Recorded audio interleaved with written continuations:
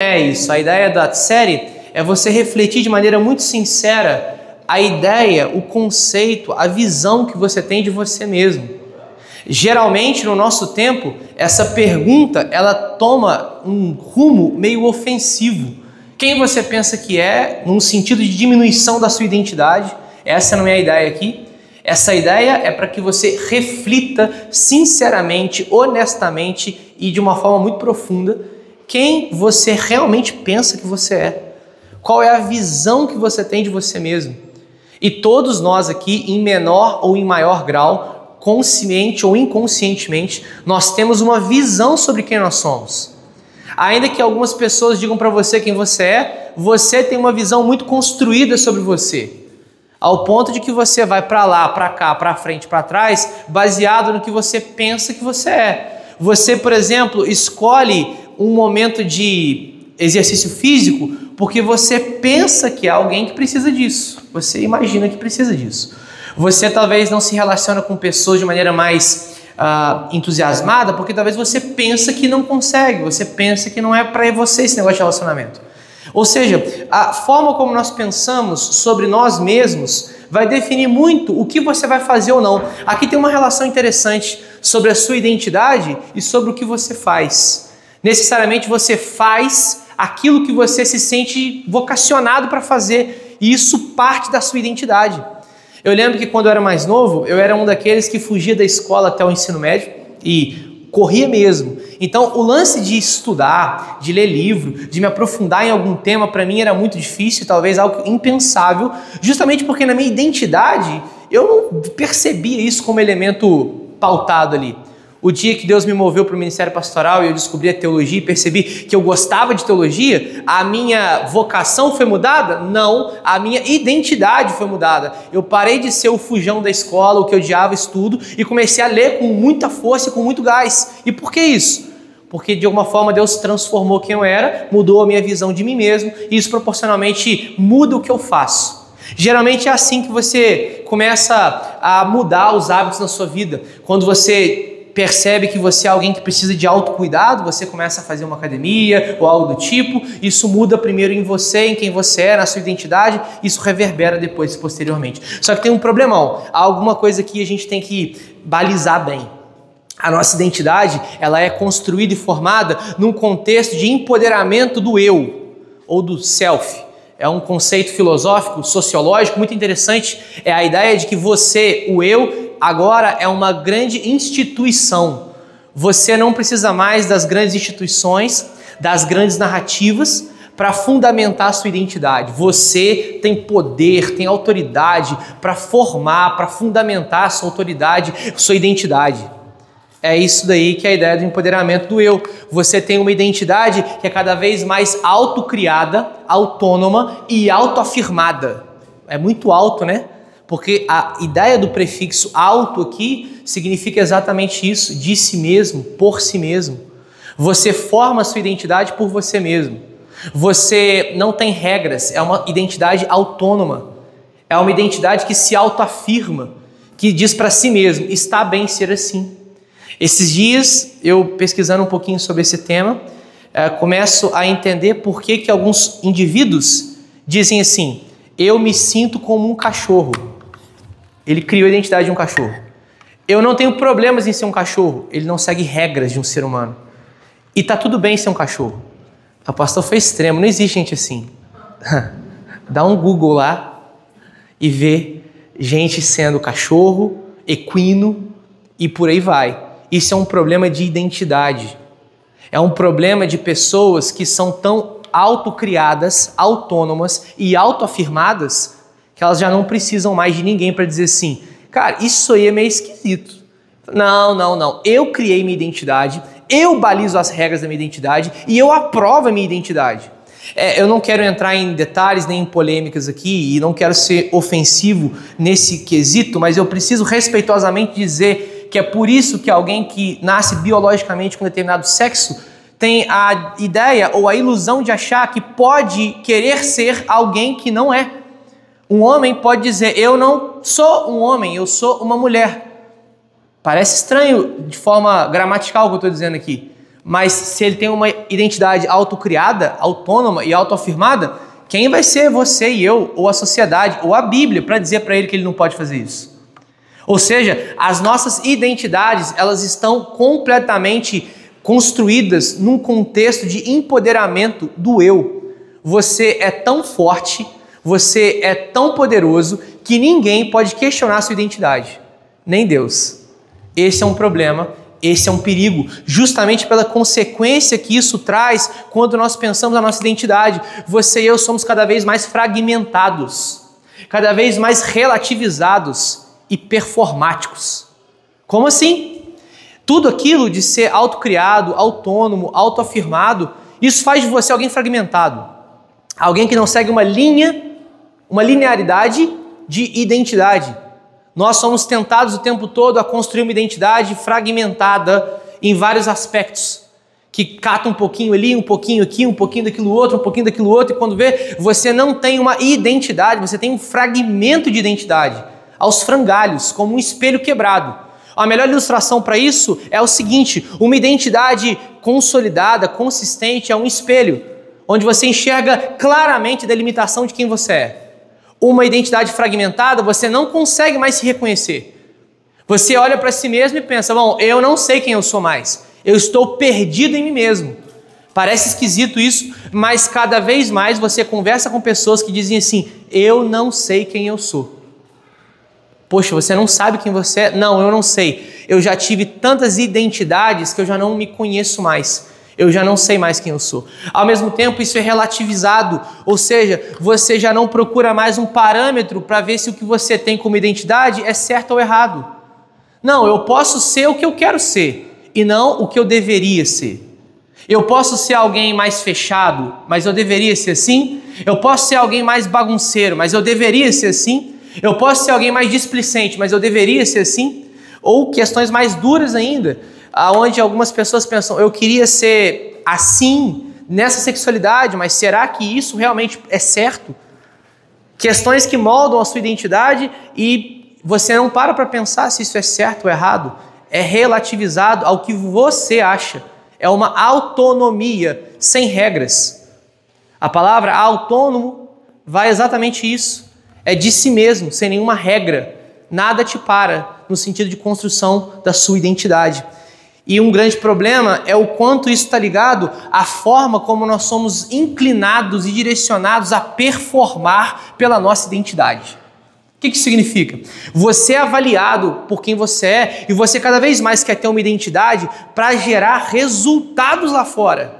A rede social é um grande exemplo disso, onde você quer mostrar sua identidade para que as pessoas aprovem de uma maneira performática o que você está fazendo. Eu não sei se você já percebeu como hoje as identidades, as pessoas têm uma figura muito mais performática do que antes. Antes parecia que ser comum era o comum. Hoje o ser comum é o estranho, porque quanto mais você performar com a sua identidade, quanto mais a sua identidade causar um tipo de reação, um tipo de impacto, isso é positivo. E nada de errado com isso. O problema é que isso cansa, isso desgasta, isso te mata por dentro. Quando você tenta construir uma identidade para agradar, para performar no mundo lá fora. Isso te arrebenta por dentro, meu irmão, minha irmã. Você começa a sentir o fardo de carregar alguém fragmentado e relativizado para um mundo que é da mesma forma. E nesse caso, a gente precisa entender que isso não é só um achismo nosso. Stuart Hall, um sociólogo e filósofo britânico, ele tem um livro muito interessante, A Identidade no Contexto da Pós-Modernidade, onde ele vai exatamente definir isso para nós. Ele vai dizer o seguinte: o sujeito previamente vivido como tendo uma identidade única e estável está se tornando fragmentado, composto não de uma única, mas de várias identidades, algumas vezes contraditórias ou não resolvidas. Correspondentemente, as identidades que compunham as paisagens sociais lá fora, isso é muito interessante, aonde ele enxerga a sociedade como um quadro de identidades, ele vai dizer, estão entrando em colapso como resultado de mudanças estruturais e institucionais. O próprio processo de identificação tornou-se mais provisório, variável e problemático. Ou seja, nós nos identificamos de uma maneira cada vez mais fluida e frágil. Faz um quadro da sociedade aí, como a sociedade é. Sua cabeça vai virar uma coxa de retalhos.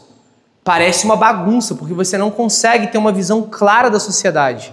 Justamente por essa diversidade de identidades fragmentadas, relativizadas e performáticas. Pastor, mas isso pareceu muito difícil, pareceu muito estranho. Mas hoje eu queria talvez simplificar algumas coisas e te explicar de maneira muito categórica e simples quem Deus te criou para ser. Toda essa complexidade não é porque eu quis gastar um pouquinho aqui de conteúdo intelectual, é para você entender o quanto lá fora está difícil de construir uma identidade. É cheio de termos e terminologias e pautas. Parece que tudo hoje é sobre algum tipo de militância e guerra para que você se torne alguém que o mundo quer que você se torne. Você não consegue mais simplesmente viver a sua vida normal. Você é pressionado a construir uma identidade. E hoje você vai ouvir sobre quem Deus te criou para ser. E ponto final, sem muitos atropelos, sem muita firula. Nesse caso, talvez você já deva ter imaginado, nós vamos lá para Gênesis capítulo 1, versículo 26 ao versículo 31, aonde o próprio Deus ele conta para nós como o ser humano foi desenhado, construído e como a sua identidade ela é formada. Esse texto ele é muito denso, ele é muito abrangente. Obviamente eu não tenho a menor ideia de explicar toda a sua complexidade, mas eu quero que você se atente de forma muito profunda para aquilo que vai ser dito em relação a esse texto. Gênesis capítulo 1, versículo 26 ao versículo 31. O texto diz assim: E Deus disse: façamos o ser humano à nossa imagem, conforme a nossa semelhança. Tenha ele domínio sobre os peixes do mar, sobre as aves dos céus, sobre os animais domésticos, sobre toda a terra e sobre todos os animais que rastejam pela terra. Assim, Deus criou o ser humano à sua imagem, a imagem de Deus criou, homem e mulher os criou.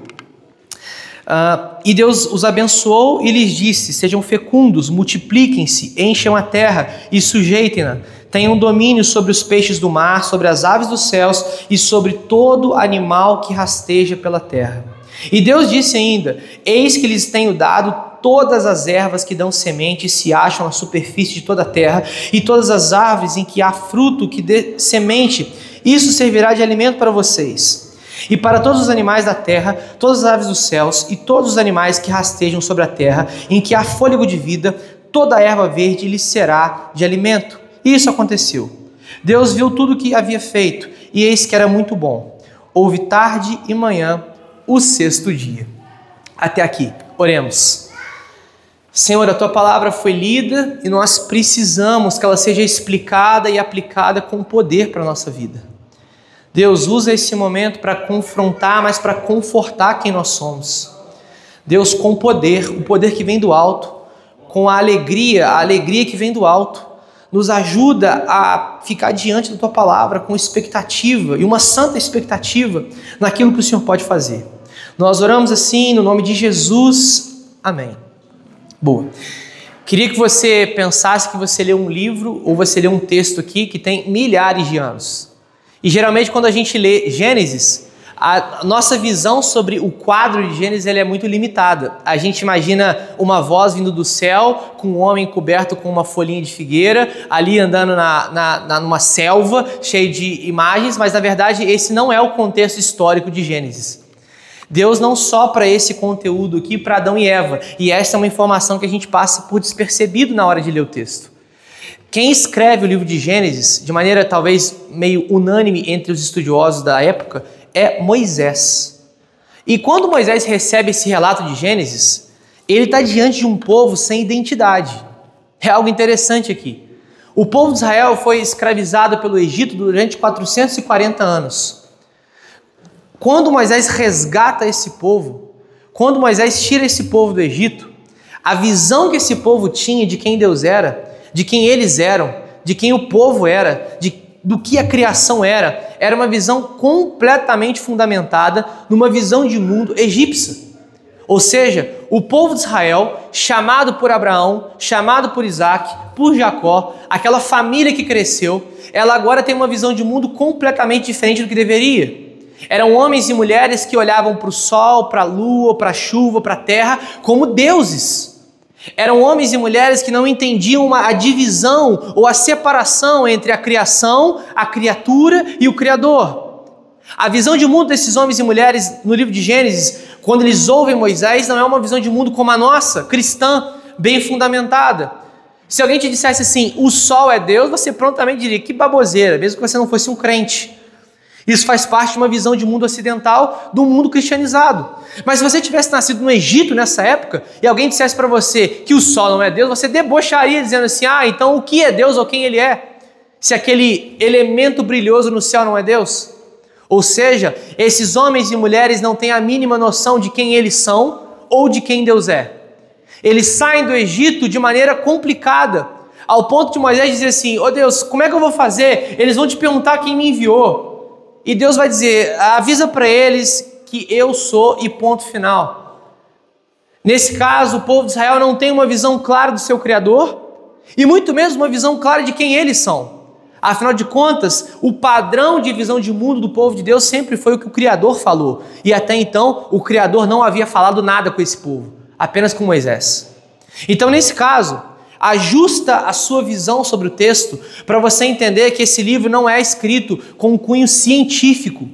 Você não vai encontrar em Gênesis questões que vão te elucidar ou te ajudar a entender coisas como os dinossauros, os dias da criação, o tempo da criação, se foram 7 dias ou 7 eras, se isso tem alguma literalidade ou não. Mas para você, de antemão, eu te digo, o relato da criação ele é fiel e literal. E por isso que talvez ele não tenha a intenção de explicar os mínimos detalhes das pautas científicas que nós temos hoje.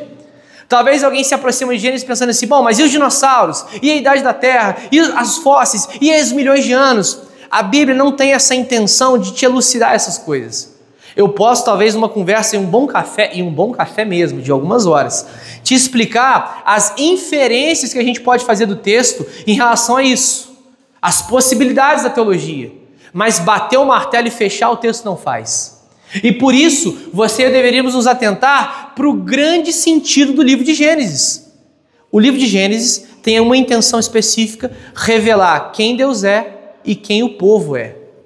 É por isso que os relatos de Abraão, Isaac e Jacó estão todos ali em Gênesis, para que o povo entenda como eles foram formados e qual é a identidade do povo de Deus. Portanto, esse texto para nós vai dizer muito sobre quem Deus criou o ser humano para ser. Ou seja, você vai ser confrontado e confortado sobre a sua identidade nessa manhã. Nesse caso, o primeiro ponto, e é um ponto dos mais difíceis do texto, é que Deus nos criou para ser a sua imagem e semelhança. Você foi criado para ser a imagem e semelhança do Criador. A pergunta, quem Deus te criou para ser, a primeira coisa a ser respondida e de forma inequívoca em qualquer contexto, mesmo que nós não estivéssemos numa pregação em Gênesis, seria: Deus te criou para ser a sua imagem e semelhança. Esse é o elemento mais fundamental da sua identidade. A coisa que te faz ser humano, aquilo que te faz diferente de um macaco, de um cachorro, de um leão, de um urso, de uma girafa, de um hipopótamo, aquilo que te faz diferente de uma planta, é que você é criado à imagem e semelhança do seu Criador.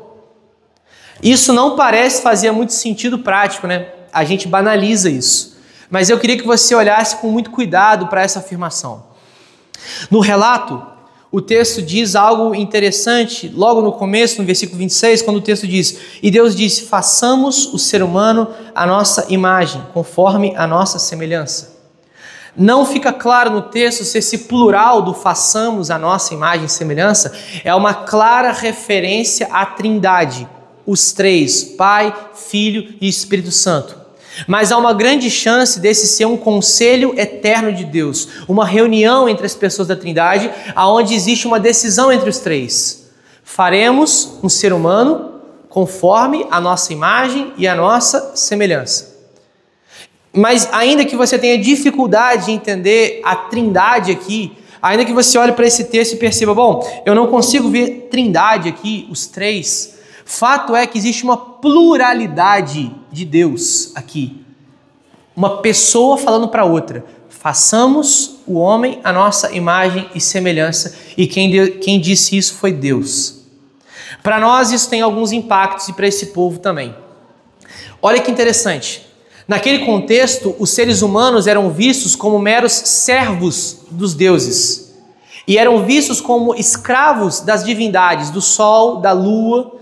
É por isso que no Egito antigo era muito comum que aqueles homens e mulheres tivessem uma visão do faraó, que talvez era o grande representante dessas divindades dentro do povo, como alguém especial, porque ele carregava algum tipo de elemento da divindade.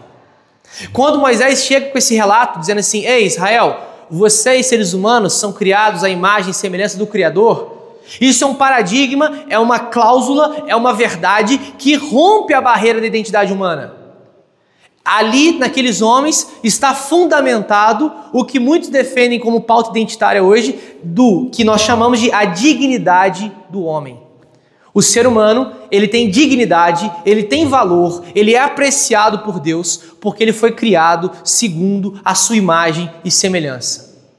Nenhuma pauta de esquerda ou de direita, progressista ou conservadora, pode reivindicar a defesa dos direitos humanos ou a defesa da identidade humana tanto quanto o Criador. Nenhum tipo de discurso garante a você e eu dignidade como o próprio Deus quando ele diz assim: você foi criado à minha imagem e semelhança. Pelo amor de Deus, muitos cristãos hoje se aderem ou se adequam a ideologias ou a linhas políticas, dizem assim: mas essa aqui valoriza o ser humano. Deixa eu te contar uma coisa, nenhuma delas valoriza o ser humano como a pauta bíblica, como o evangelho e o discurso da narrativa bíblica. É Deus quem tem autoridade para apontar o dedo para você e dizer: você tem valor porque eu criei você, a minha imagem, a minha semelhança. Isso garante para você dignidade, meu irmão. Você talvez é alguém que se vê como alguém indigno, você se vê sem valor. Você talvez se vê como o menor dos menores, o lixo do mundo. Mas, por favor, tira isso da sua cabeça. Você e eu somos criados à imagem e semelhança do Criador. A sua identidade não pode ser pautada pela pressão do mundo. Você deveria manter em alta conta a sua dignidade como ser humano, porque você carrega dentro de você a identidade do Criador. Imagem e semelhança dele. Ninguém pode chegar para você e dizer assim: ei, você não vale nada, você é um lixo, a não ser o próprio Criador quando ele nos aponta o pecado.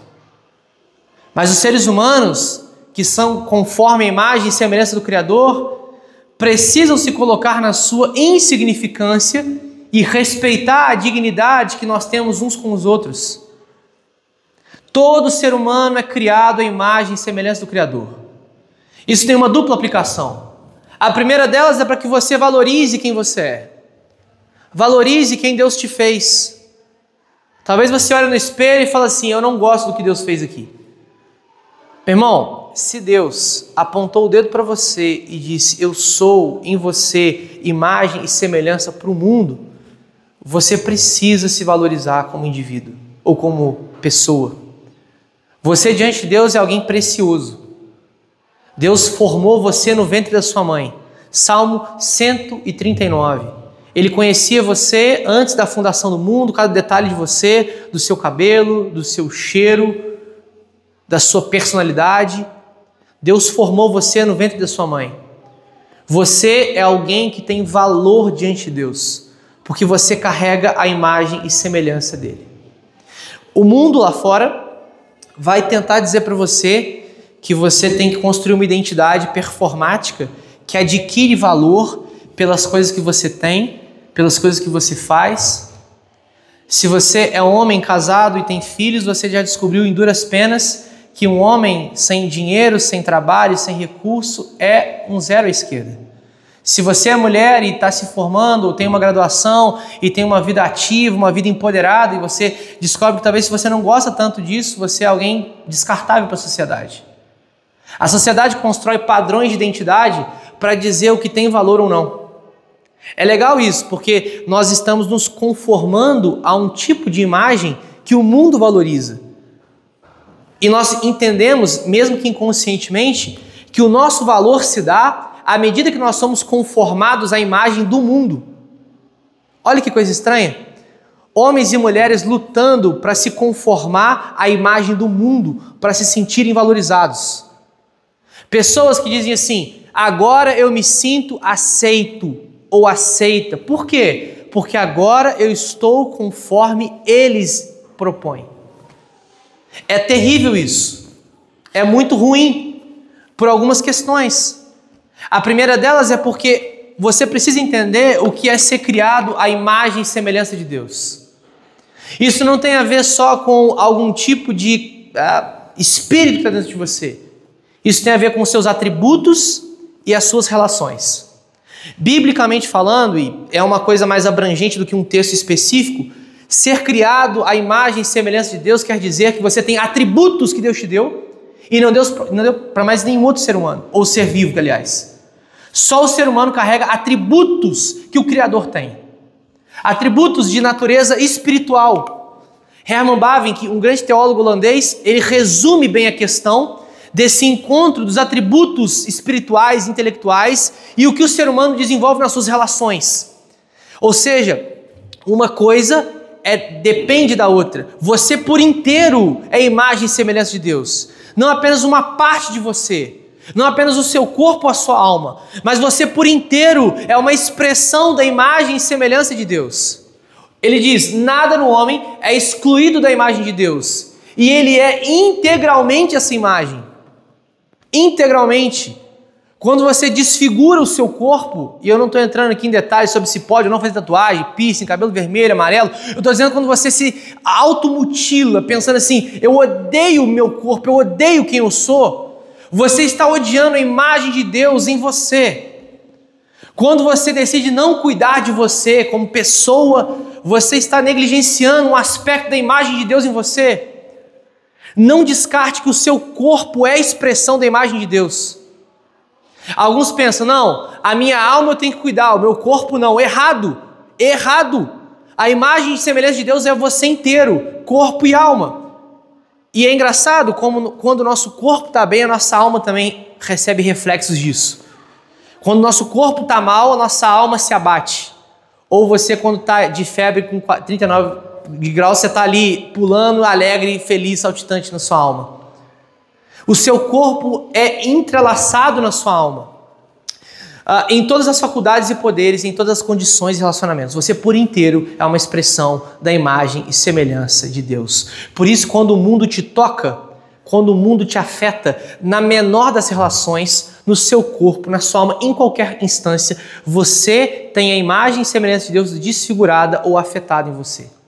Por isso que, quando nós pensamos nesses atributos, e são atributos importantes, tudo em você, em relação ao que você tem por dentro na sua alma, sua natureza espiritual, a sua moralidade, a sua racionalidade, a sua vontade, tudo isso quer dizer que você carrega a imagem e semelhança do Criador. Deus, ele é espiritual, ele é racional, ele é moral, ele tem vontades. É por isso que um cachorro não tem. É por isso que quando um cachorro morde alguém, você não pode dizer que o cachorro é mau. É por isso que quando um leão ataca alguém na selva, você não pode olhar para o leão e falar assim, o leão é um bicho mau. Porque ele não carrega elementos de moralidade, de racionalidade. O leão não está pensando em fazer uma maldade com o ser humano. É por isso que quando um ser humano faz uma maldade com alguém, isso é mal. Isso é essencialmente algo que corresponde à imagem e semelhança que nós temos do Criador. Essa capacidade de refletir sobre as nossas ações dentro de um contexto, de um mundo que pede a nossa reflexão. O mundo clama pela imagem e semelhança de Deus. Nós correspondemos à criação com isso que Deus nos deu. Em outras palavras, a criação, ela é passiva. Ela aguarda as criaturas de Deus, os seres humanos, para ela se desenvolver. E você, por esses atributos, tem a capacidade de interagir com o cosmos e colocar para fora esse potencial que Deus te deu. De racionalizar, de moralizar, de espiritualizar as coisas. É um grande indício de que você não entendeu a imagem e semelhança de Deus em você quando você acha que o seu papel no mundo é zero, de que você não tem influência sobre o mundo ao seu redor. guarda isso pelo amor de Deus. Se você entender com clareza que você é criado à imagem e semelhança do Criador, você vai interagir com a criação de maneira muito mais intencional, muito mais prática, muito mais robusta, e você provavelmente vai ser mais frutífero na sua família, no seu trabalho e na sua relação com Deus.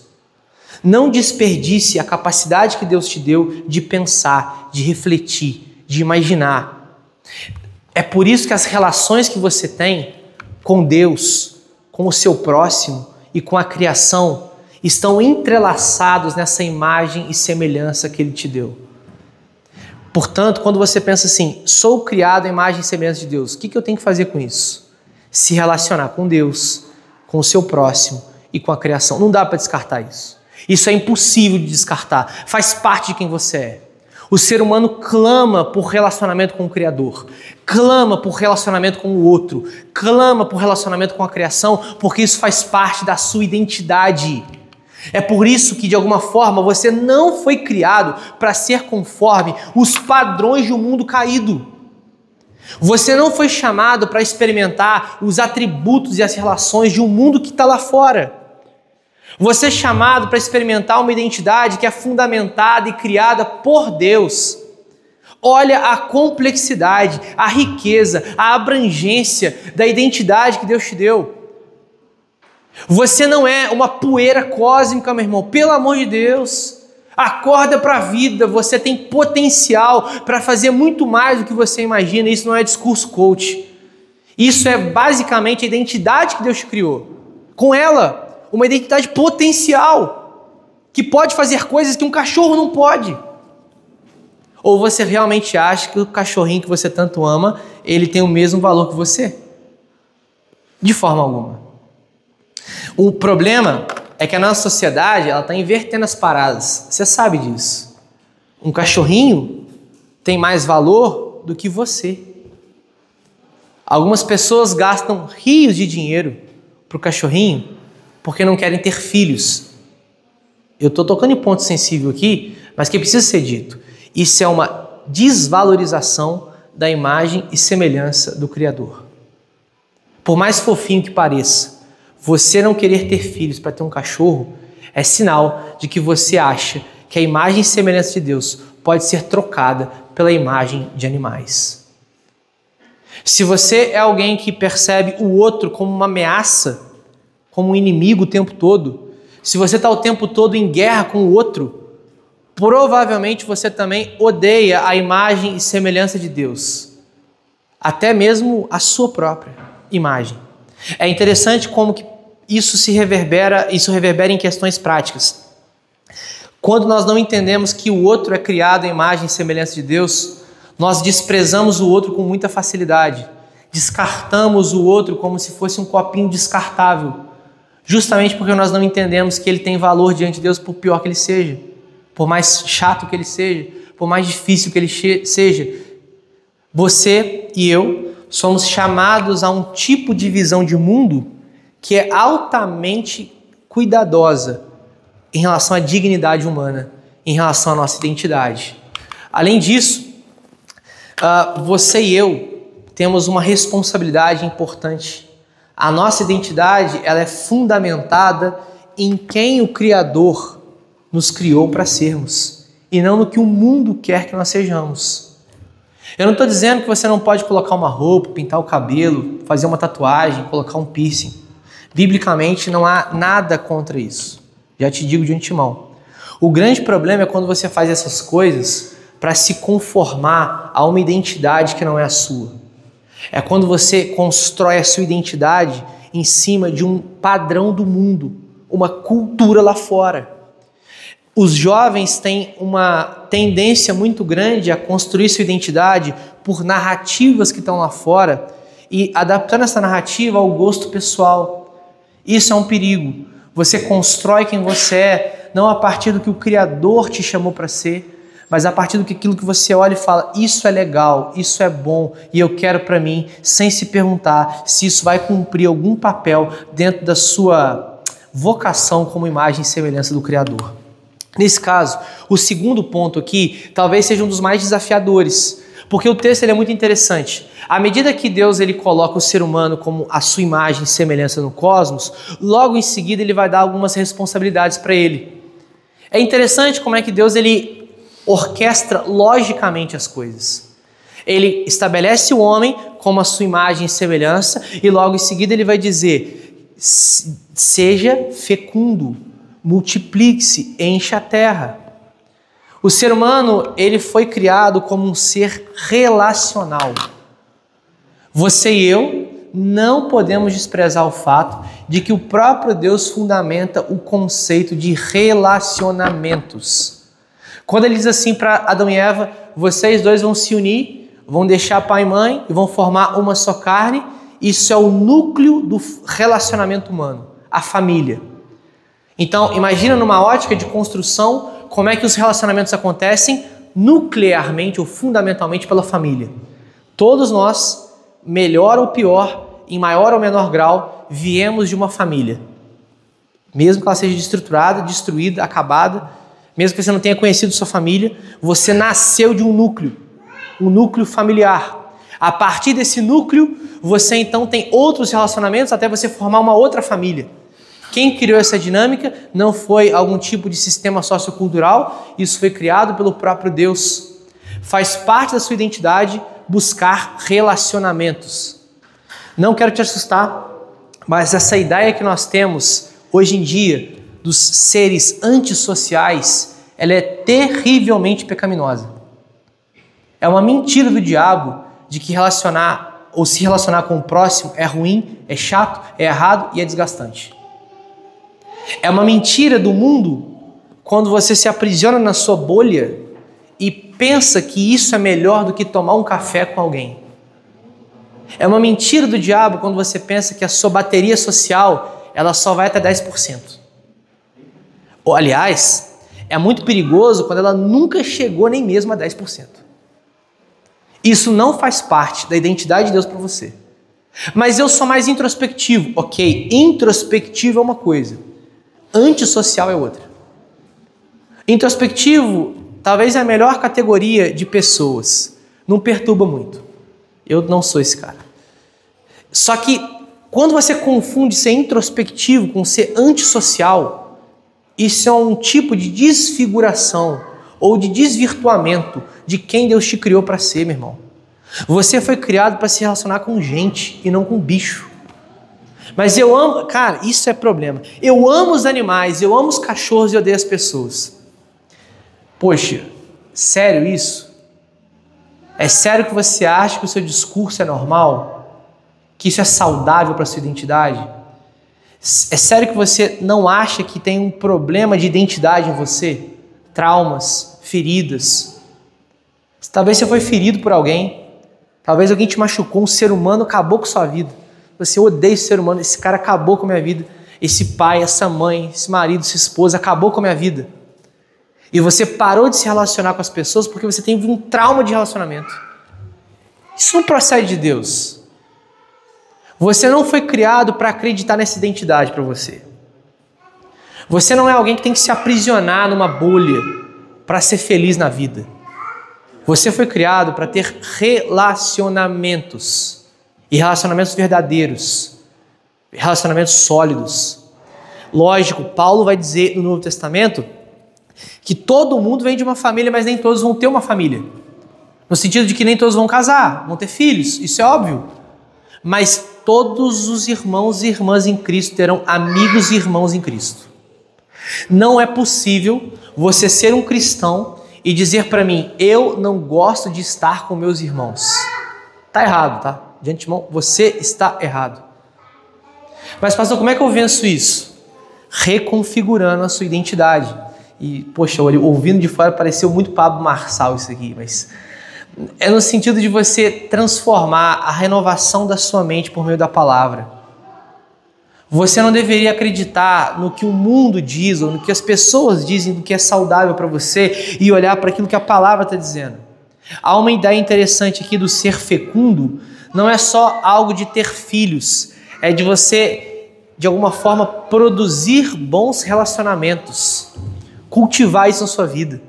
Pensa o seguinte, De 10 relacionamentos que você tem aí, dos 10, quantos são saudáveis? Filho não conta, pai não conta, mãe não conta e nem marido e esposa, tá? 10. Quantos são saudáveis, sem problemas, sem milindres, sem traumas, sem angústia, sem restrição? Aí você já começa a falar, não, esse aqui não dá, esse aqui é problemático, esse aqui eu lido de longe, esse aqui não, esse aqui eu não vou. Você já começa a categorizar a galera num nível difícil de lidar mesmo. Você vai filtrando, vai fazer sobrar nada. Eu tô bem aqui sozinho. Todos nós estamos bem sozinhos no nível em que você não é incomodado no seu ídolo, você mesmo. O problema é que lidar com o outro fica difícil porque a gente criou um ídolo, uma identidade, essa máscara, e você não quer que ela caia, você quer se manter ali, e lidar com o outro é difícil porque vai te exigir tirar essa máscara aí, vai te exigir ser vulnerável, abrir seu coração, vai te exigir ser ferido, e ferir também, tá? Você acha que só você é o alecrim dourado, só você foi machucado na vida, você não machucou ninguém, não feriu ninguém. A vida humana é uma vida relacional. Se não é relacional, não é humano. Cachorro, gato, papagaio, não são relacionamentos. Pastor, que isso? Eu comprei uma casinha pet pro meu cachorro esses dias, você não sabe, eu comprei uma roupinha tão legal, a gente conversa toda noite. Você conversa toda noite com o seu cachorro, o que ele fala para você? Não, eu olho o jeitinho dele, isso me dá paz. Não, você tem um instrumento de apego emocional, um cachorro. E eu gosto de cachorro, tá? Não sou contra, anti-cachorro, não. Eu só quero te mostrar que o que você tem com o seu dog, com o seu pet, não é relacionamento. Relacionamento é entre duas pessoas, ou entre mais pessoas. Relacionamento é pessoal. Isso é relacionamento. Nesse caso, você e eu não temos esse privilégio à toa. Isso acontece justamente para que você viva fora de uma bolha. A vida, ela é compartilhada, ela é em comunidade. Ah, pastor, mas você não me conhece, eu tenho trauma, tá difícil. Vai pouco a pouco, você não precisa chegar aqui dando bom dia, boa tarde, boa noite para todo mundo. Escolhe um primeiro, reconstrói a relação com ele, tenta construir relacionamento com um, com o outro, depois com o outro.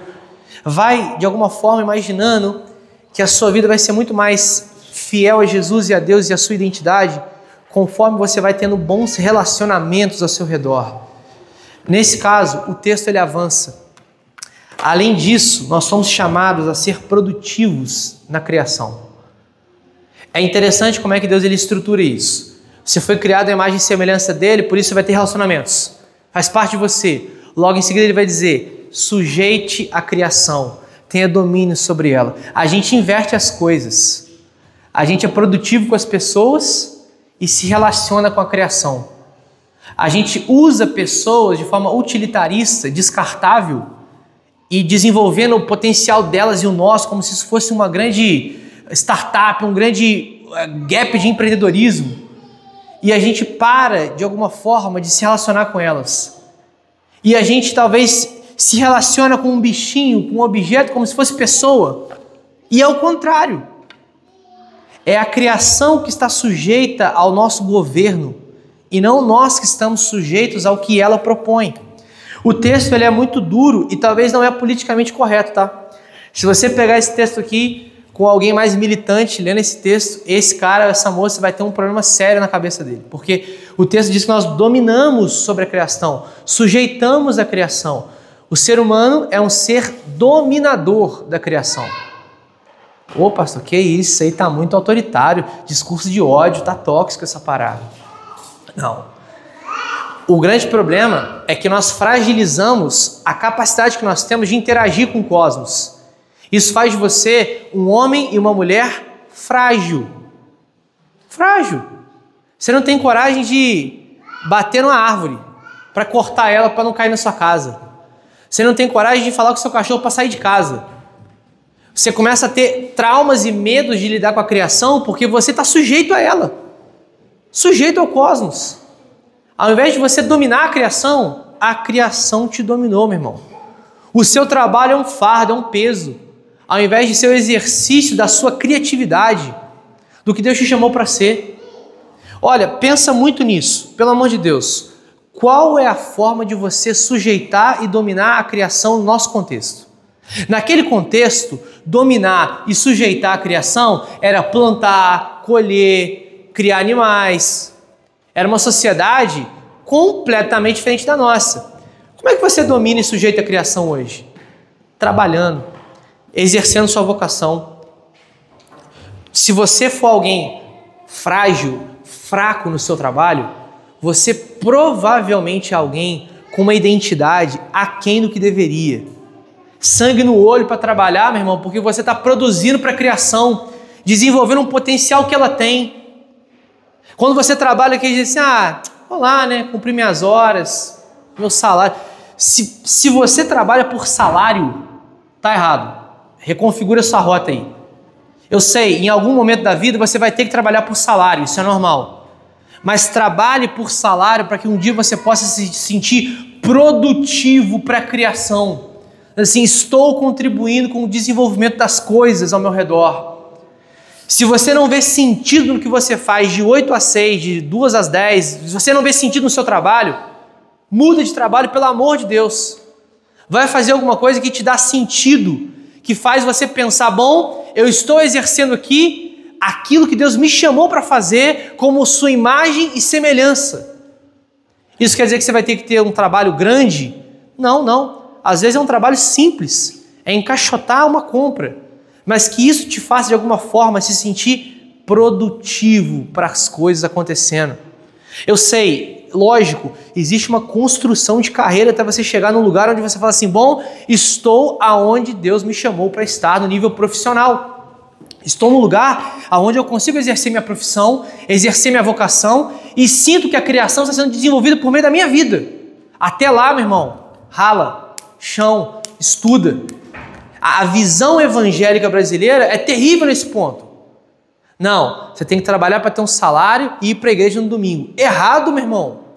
Você é criado para trabalhar na sua empresa, no seu trabalho, como se você estivesse na igreja trabalhando para Deus. Com o mesmo empenho, com o mesmo gás, com a mesma diligência. Se você é alguém que faz as coisas com muito cuidado para Deus na igreja, mas no trabalho toca as coisas de qualquer jeito, você não carrega para lá o elemento mais importante de ser humano, produtivo. Você não é produtivo para eles, para sua empresa. Eu não estou dizendo que você tem que ser escravizado, ok? São coisas diferentes aqui. Eu estou dizendo que você tem que chegar no seu trabalho e pensar, bom, eu faço a diferença nesse lugar em algum nível. O meu trabalho aqui tem algum elemento de diferenciação dos outros. Eu sou alguém produtivo sobre a criação. Eu queria que você imaginasse o quanto você deveria ser a imagem e semelhança de Deus fazendo coisas que são produtivas. Isso quer dizer que todo mundo é chamado a trabalhar, a ter algum tipo de vocação, empreendedor? Não. Isso quer dizer que você deve se sentir alguém produtivo para a criação. Se você é dona de casa, é mãe, é esposa, e dentro da sua casa você trabalha e exerce a sua vocação lá dentro, você é produtivo para a criação. A família é um núcleo que, quando o marido, o pai trabalha, a família, o pai, ou a família inteira é representada por ele. Cada família tem uma estrutura. E a Bíblia permite que, de alguma forma, as famílias se estruturem de forma diferente nesse ponto. Algumas famílias, apenas o marido, o pai trabalha, exerce a vocação e a esposa cuida da casa, da família. Nossa, pastor, mas isso aí é muito opressivo para as mulheres. Conheço mulheres que gostam, amam e vivem assim com muito prazer, tem carteirinha e tudo. E se você pensa o contrário, você está sendo preconceituoso ou preconceituosa. Isso vai um tipo de visão de mundo completamente pequena. Você achar que o seu modo de pensar empoderado é o certo. Por outro lado, você que olha para uma mulher que trabalha, que tem um empreendimento, que é aquela mulher mais para fora de casa, isso não é errado biblicamente, desde que ela esteja onde Deus chamou ela para estar. Ela está exercendo a imagem e semelhança que Deus criou ela para ser, é a sua identidade. Agora tem um ponto, olha que coisa interessante. Se você é alguém chamado para estar em casa, cuidando da família, e diz assim, não, eu quero estar lá fora porque essa é a identidade que eu tenho que ter agora como mulher. Esse é o empoderamento feminino. Você criou uma identidade que não é a sua. Agora, se por outro lado você pensa, bom, eu sinto que Deus me chamou para estar lá trabalhando, exercendo minha vocação, mas eu tenho que estar aqui porque de alguma forma eu acho que isso é religiosamente correto. Biblicamente não, minha irmã. Se o seu marido, se você tem um acordo onde você pode trabalhar lá fora e exercer o cuidado com a sua casa, não há nada que te impeça disso. Então, nesse ponto, há algo que a gente pode chamar aqui de um movimento muito interessante, de você ser ativo na criação e não passivo. A sua identidade como povo de Deus, como ser humano, é que você desenvolve a criação com o seu trabalho. Aí você pensa, bom, mas eu não vejo a criação ser desenvolvida pelo trabalho. Eu queria que você entendesse que isso aqui está num jardim do Éden, há milhares de anos atrás. A criação mudou ou foi desenvolvida. Você, de alguma forma, desenvolve a criação de forma ativa de forma completamente diferente do que Adão e Eva. Você faz coisas que eles não faziam. E eles fazem coisas que nós não fazemos. Mas isso não quer dizer que a criação não está sendo desenvolvida por você. Nesse caso, pense, por exemplo, em como isso soa, como que a gente pode chamar aqui de mandatos criacionais. Eu sei que parece um termo mais difícil, mas eu preciso que você aprenda isso, para que você entenda isso, porque isso faz parte da sua identidade. Você é um ser tridimensional, ou você tem mandatos, responsabilidades que fazem parte da imagem e semelhança de Deus em você. Você é chamado para se relacionar com Deus, é o seu mandato, a sua responsabilidade espiritual. Isso acontece por meio da devoção pessoal e da igreja. Essa é a sua responsabilidade com Deus. Você é chamado para ter um mandato, uma responsabilidade social. Você é chamado para ter família, para ter amigos, para ter pessoas ao seu redor. É a responsabilidade sua como ser humano. E por último, com um tipo de produtividade a mais, você é chamado a lidar com a cultura. E que cultura é essa? Não a cultura do mundo. A palavra cultura vem de uma linha de conceito muito interessante de cultivar a terra. E quando eu digo cultura aqui, é no sentido da criação. Isso se dá por meio do trabalho. Você é chamado para desenvolver o seu trabalho. Nesse caso, a nossa identidade agora passa a ter uma visão mais clara. Você é alguém digno. Mas por quê? Pelos seus méritos? Não, porque você foi criado à imagem e semelhança do Criador. Você tem valor diante de Deus. Você se relaciona com pessoas que são valorosas diante de Deus também. E você trabalha com um tipo de trabalho que desenvolve a criação. Você não pode pensar nada diferente disso. Esse é o nosso ponto de partida da série. Se você pensava alguma coisa diferente disso, reconfigure sua rota. As próximas pregações vão bater em outras coisas, mas nesse ponto, para começar a pensar de maneira muito simples, o ser humano é assim. Ele se relaciona com Deus, com o seu próximo e com a cultura. Isso é parte da sua identidade, ponto final. Os detalhes disso, se você vai orar 3 vezes ao dia ou 2, se você vai numa igreja presbiteriana ou batista ou pentecostal, se você vai ter uma família com 10 filhos, com 2 filhos, com 1 filho, se você não vai ter família, a próxima família, se você vai ter vários amigos ou muitos amigos ou poucos amigos, isso são detalhes da sua caminhada. Se você vai ter um trabalho de 24 horas, de 30 dias, se você vai ter um trabalho ou um hobby, o fato é que você tem que se relacionar com as coisas. Só que nesse ponto, e para encerrar, se você for muito honesto com você mesmo, a sua identidade de hoje está muito aquém do que deveria ser isso aqui. Isso aqui talvez seria o grande suprassumo da vida humana. Talvez ouvindo tudo isso você fale, é difícil isso aí não dá para mim. Eu queria te apresentar o que é a imagem perfeita de Deus. Jesus Cristo, não de forma aleatória, mas de forma intencional, quando ele assume a natureza humana, ele vem revelado a nós como a imagem do Deus invisível. Nós lemos esse texto no início do culto. E por que falar de Jesus numa pregação como essa não é um tipo de distorção do texto?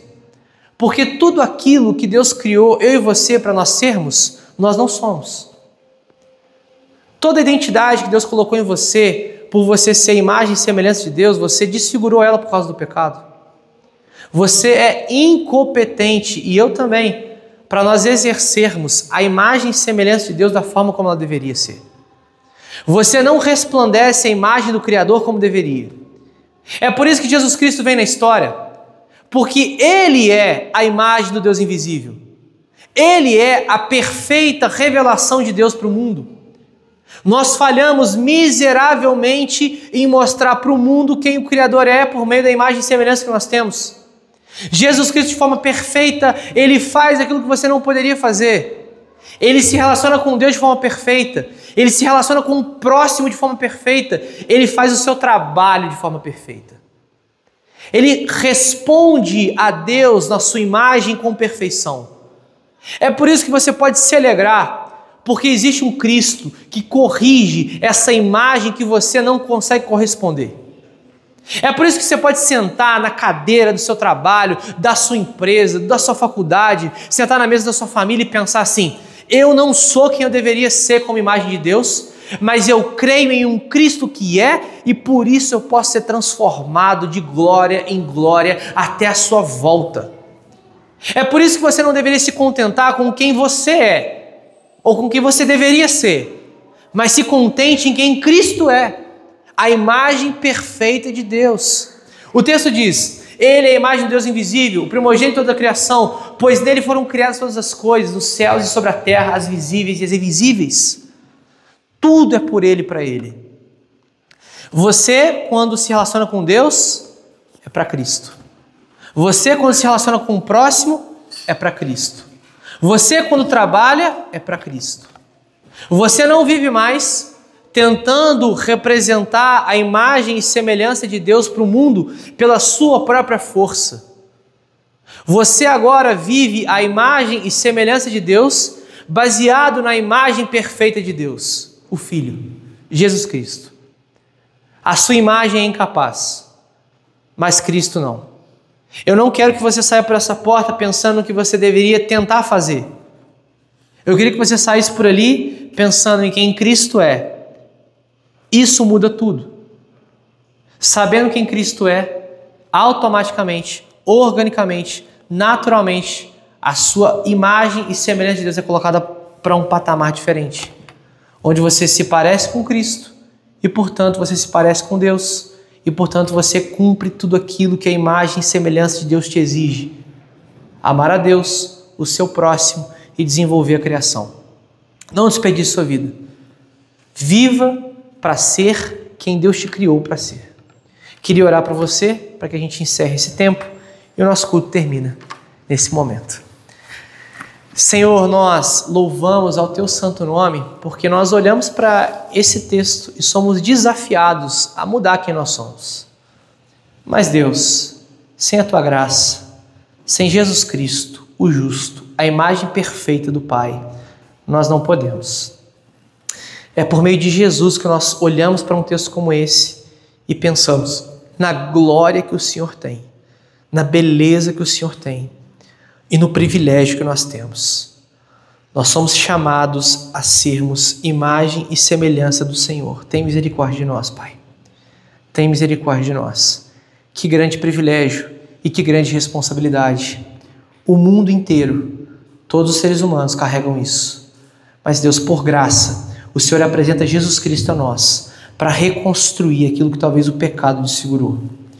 Portanto, fortalece a nossa vida, nos leva a uma realidade completamente transformada sobre a nossa identidade e nos faz, Deus,